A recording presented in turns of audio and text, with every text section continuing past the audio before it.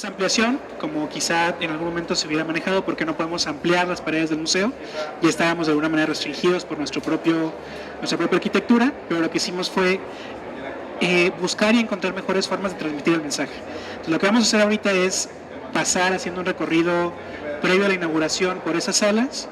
Yo les voy a dar los contenidos. Si ustedes llegan a tener dudas o comentarios sobre lo que estamos viendo ahí, por favor háganmelo saber. Entonces, lo que ven es una gran huella y 3 frases de alguna manera muy fuertes que hablan sobre violaciones a los derechos humanos. Nadie será exiliado, nadie será torturado, nadie será desaparecido, ¿no? Esta huella también nos habla de la identidad, de cómo de alguna manera cada uno tiene una identidad construida sobre sus propias diversidades. Yo les apuesto a que nadie de aquí, a pesar de que podamos tener muchas cuestiones en común, es igual al otro, y eso constituye nuestra identidad. Y la diversidad nos constituye en realidad como humanidad en conjunto. La tolerancia tiene que ver mucho con el respeto a la diversidad y el respeto a la diferencia. La tolerancia el museo la entiende no como ese concepto añejo de los siglos XVI y XVII que tenía que ver con aguantar o conceder o tener paciencia de una manera asimétrica, sino con un valor y una virtud que hace posible la cultura de la paz, que nos hace posible convivir en el respeto, en aceptación y en aprecio de la diversidad. La tolerancia al final es la relación armónica de nuestras diferencias, y eso es lo que intentamos nosotros mostrar en este recorrido. La primera sala tiene obras de Mauricio Limón que muestran justamente la diversidad en rostros de personas, y al frente tienen ciertas frases que reflejan lo que la tolerancia es para el Museo Memoria y Tolerancia. Al final de la sala, o del pasillo de tolerancia, lo que vemos es una instalación tecnológica y artística que tiene que ver con las múltiples diversidades que nos van constituyendo. Religión, lengua, cultura, origen étnico, orientación o diversidad sexual, entre otras cuestiones. Y lo que va haciendo esta sala es, a través de la luz, ir prendiendo y apagando esas diversidades, junto con un discurso más comprensivo a través de personas que van narrando sus experiencias en torno a cómo se construyen o cómo se entienden ellos mismos. Cuando uno habla finalmente de tolerancia y de diversidad y de aceptarla, entonces estamos hablando de inclusión, que es parte del siguiente pasillo. Y lo que hacemos en esta sala es cómo la inclusión, de alguna manera, algo contra lo que pelea mucho el miedo y la ignorancia, nos permite como sociedad crecer, como sociedad ser más ricos, como sociedad también apapachar, apreciar, aceptar a ese otro que pudiera al principio pensarse como diferente, pero que en realidad también nos da a nosotros identidad y también nos hace de alguna manera más humanos. Por ejemplo, en términos de adultos mayores, si ustedes piensan los beneficios que tiene el que los adultos mayores sean miembros de la sociedad, ¿qué implica? Que tienen más camino avanzado, por ejemplo, que nosotros, por lo tanto más experiencia, y que tienen una forma diferente de resolver problemas. ¿Por qué? Porque ya anduvieron por esos caminos por los que nosotros anduvimos. En el 2027 se calcula que 15% de la población mexicana serán adultos mayores. Otra cuestión de la que hablamos es la participación en igualdad de hombres y mujeres. Se dice que si las mujeres participaran en equidad o en igualdad en la economía, el Producto Interno Bruto de México crecería 26%. Ahora, este pasillo habla sobre prejuicios y estereotipos, y lo que decimos es que los estereotipos y los prejuicios son una forma de acercarnos al otro que es mentirosa, que es inacabada, que es incompleta. Nos bloquean de una posibilidad de críticamente ver al otro, al diferente. Y también estos prejuicios y los estereotipos pueden desencadenar en prácticas de discriminación. Estas intervenciones museográficas son resultado de una investigación que el museo estuvo haciendo durante varios años. Hicimos benchmarking con CONAPRED, COPRED, el Consejo Nacional para Prevenir y Erradicar la Discriminación, el COPRED, que es el Consejo en términos locales del Distrito Federal. Ricardo Bucio, que hoy nos acompaña, fue presidente del CONAPRED cuando iniciamos esta investigación, y nosotros lo que hicimos es también con CNDH, buscar quiénes eran los grupos mayormente vulnerados en México. Encontramos que la población de diversidad sexual, las mujeres, los adultos mayores, las personas con discapacidad y otras dos cuestiones que tienen que ver con racismo y discriminación socioeconómico eran quienes mayormente se volvían sujetos pasivos de la discriminación. Entonces, además de la investigación sobre grupos específicos que están aquí presentados, también hicimos sobre niñez, sobre personas con VIH-Sida o viviendo con VIH-Sida, sobre jóvenes y sobre mujeres embarazadas.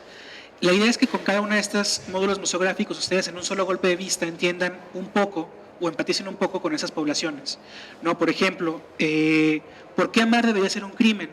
Algo que sucede en al menos 72 países en el mundo, donde ejercer ese derecho humano que implica nuestra orientación sexual en términos de a quién quiero, a quién no quiero, es un crimen y podría incluso acarrear la muerte, se ve representada por estos dos hombres que se están dando un abrazo y alrededor de ellos está puesto como una escena del crimen, ¿no?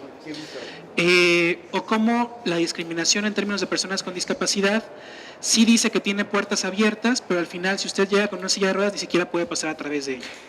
Sumado a estos módulos museográficos, lo que tienen alrededor son, a nivel mundial hasta hace algunas semanas, hasta que el CONAPRED nos ganó, la encuesta más grande sobre discriminación. CONAPRED presentó su ENADIS 2017 con algo así como 110,000 personas que habían contestado a la encuesta. Nosotros el día de hoy tenemos 61,000, pero en un año les aseguro que vamos a tener más que la ENADIS. Lo que hacen estas tablets alrededor de la sala es, si ustedes deciden acercarse a ellas y participar de la encuesta, jugar de alguna manera con si ustedes son un sujeto pasivo o un sujeto activo de la discriminación. Si ustedes discriminan o han discriminado. Y entonces vamos reuniendo información sobre cómo se discrimina en México, quién discrimina en México y dónde se discrimina. Al día de hoy, como les digo, tenemos una muestra de más de 61,000 personas y lo que eso nos permite hacer es, en el mediano plazo, tener investigación que puede incidir en las políticas públicas de México, ¿no? Les pido que me sigan, por favor. Después de eso, lo que tenemos es una sala que se llama el poder de los medios. Ustedes deben saber que las redes sociales el día de hoy suelen formar opinión pública también y que hay dos grandes retos en lo que se refiere a la opinión pública el día de hoy: las noticias falsas y los discursos de odio.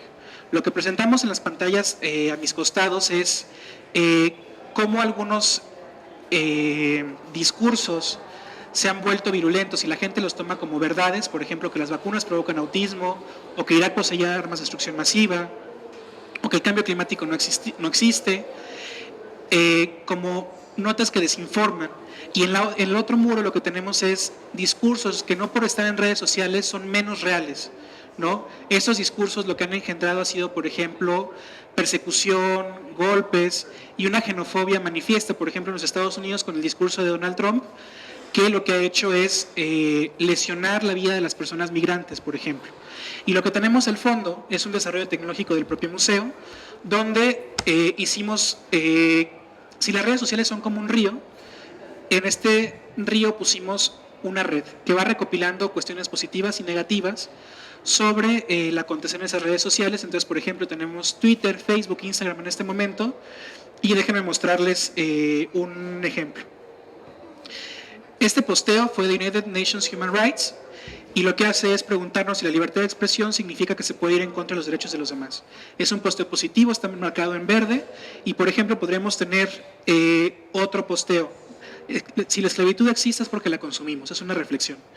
Tocamos y entonces se nos abre blurreado la imagen porque podría contener cuestiones negativas o hacer una apología al odio.